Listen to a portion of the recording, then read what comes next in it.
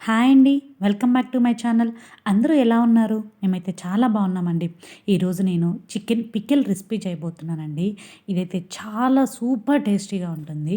మనకు మామూలుగా చికెన్ అంటే చాలా ఇష్టపడతాం కదా!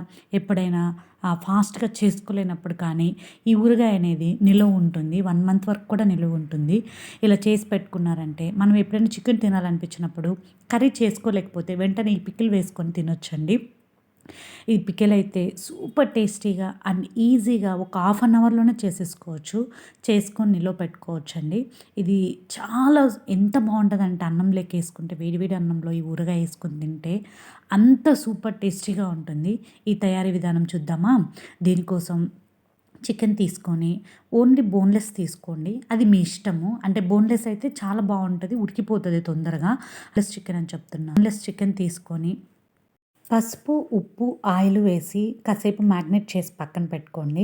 లేదు ఒకవేళ మీరు ముందు రోజు తెచ్చుకున్నారు, ఆ రోజు చేయలేదు అనుకుంటే ఫ్రిడ్జ్‌లో ఉన్నంటే జస్ట్ అప్పటికప్పుడు ఆ 3 కలిపేసుకొని ఒక కళాయిలో ఒక 2 టేబుల్ స్పూన్స్ ఆయిల్ వేసుకొని ఈ చికెన్‌ని ఎత్తి దానిలో వాటర్ పోయే వరకు బాగా ఫ్రైలాగా చేసుకోవాలి. ఈ లోపల మసాలా దినుసులన్నీ ఒక కళాయి పెట్టుకొని వేయించుకోవాలండి. నాకు ఆ క్లిప్ అయితే మిస్ అయింది. నేను వేయించి చూపెట్టలేదు. కానీ మసాలా దినుసులైతే ప్లేట్‌లో అన్నీ వేసి చూపెట్టాను. అవన్నీ వేసి వేయించుకొని పక్కన పెట్టుకోండి.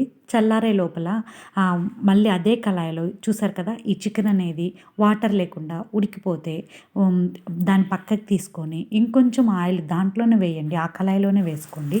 ఆ కళాయిలో కొంచెం ఆయిల్ వేసుకొని మళ్ళీ సేమ్ ఆ చికెన్‌ని కొంచెం ఫ్రైలాగా చేసుకోవాలండి. ఫ్రై అంటే ఈ చికెన్ పీస్ అనేది బాగా ఉడకాలి ఆయిల్‌లో. ఉడకాలి అంటే కొంచెం లైట్ గోల్డెన్ బ్రౌన్ కలర్ లాగా వస్తే ముక్కనేది మరీ గట్టిగా లేకుండా మంచిగా ఉంటుంది. మరీ ఎక్కువ డీప్ ఫ్రై చేశారనుకోండి ముక్క గట్టి పడిపోయి తినడానికి అంత టేస్టీగా అనిపించదు. చూడండి చూపించిన విధంగా కలబెట్టుకుంటూ కొంచెం మీడియం ఫ్లేమ్‌లో పెట్టుకొని ఇలాగ గోల్డెన్ బ్రౌన్ కలర్ వచ్చే వరకు బాగా వేయించాలండి ఆ చికెన్‌ని. తీసేసుకున్నాక ఒక పక్కన పెట్టుకోండి. ఇలా గోల్డెన్ బ్రౌన్ కలర్ వస్తేనే.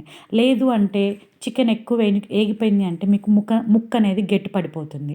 అది పక్కన పెట్టుకున్నాక అదే ఆయిల్‌లో మీకు ఆయిల్ కొంచెం తక్కువైంది అనిపిస్తే ఇంక 2 టేబుల్ స్పూన్స్ ఆయిల్ వేసుకోండి. అవసరం లేదు ఎక్కువ ఆయిల్ అవసరం లేదు అనుకుంటే అదే ఆయిల్‌లో అల్లం వెల్లుల్లి పేస్ట్ అండి ఫ్రెష్‌గా చేసుకున్నారంటే చాలా బావుంటది. చేసుకొని దాన్ని కొంచెం వేసుకొని ఆ తర్వాత ఈ చికెన్ కూడా వేసి బాగా కలబెట్టాలండి. ఆ అల్లం వెల్లుల్లి పేస్ట్ పచ్చి స్మెల్ పోవాలి. పచ్చి స్మెల్ పోయాక ఈ చికెన్ వేశారనుకోండి, ఆ చికెన్‌కనేది బాగా పడుతుంది. పట్టాక కారము, పసుపు వేసి మంచిగా కలిపెట్టాలండి. అలాగే మీరు ముందుగా మసాలాలు వేయించుకొని ఫ్రైన్ పౌడర్ చేసుకున్నారు కదా! ఆ పౌడర్ కూడా వేసేసి బాగా కలబెట్టాలండి. బాగా కలిపెట్టుకుంటూ కొంచెం సిమ్‌లోనే పెట్టుకోండి. సిమ్‌లోనే పెట్టుకొని వేయించుకుంటూ ఉండాలండి. ఎందుకంటే ఆ మసాలాలన్నీ దానికి చికెన్‌కి బాగా పట్టాలి కాబట్టి. అంతే పట్టేసుకున్నాక సాల్ట్ ఒక్కసారి చెక్ చేసుకోండి. సాల్ట్ సరిపోలేదు అనుకుంటే సాల్ట్ వేసుకొని ఇంకొకసారి కలబెట్టండి. కలబెట్టేసి చూసారు కదా! ఎంత కలర్‌ఫుల్‌గా కనిపిస్తుందో. అసలు తినడానికైతే మామూలుగా లేదండి. అది చెప్తుంటేనే నాకు నోరు ఊరిపోతుంది. అంత మంచిగా సూపర్ టేస్టీగా ఉంది. కొంచెం సాల్ట్ తక్కువైందనుకుంటే వేసేసుకొని, కలిపేసుకొని దించేసుకోవడం. ఆ తర్వాత 1 అవర్ తర్వాత కొంచెం లెమన్ జ్యూస్ పోసేసుకొని ఒక 1 డే మొత్తం వదిలేశారు అంటే నెక్స్ట్ డేకి ఈ స్పైసెస్ అన్నీ చికెన్‌కి పట్టి చాలా సూపర్ టేస్టీగా అయిపోతుందండి. చూసారు కదా! నా వీడియో మీకు నచ్చినట్లయితే లైక్ చేసుకొని, సబ్స్క్రైబ్ చేసుకొని, మీ ఫ్రెండ్స్‌కి కూడా నా వీడియోని షేర్ చేయండి. అలాగే మీకు టైం ఉంటే ఇది ట్రై చేసి ఎలా వచ్చిందో నాతో కమెంట్ సెక్షన్‌లో షేర్ చేయండి. Thanks for watching this video. Thank you so much.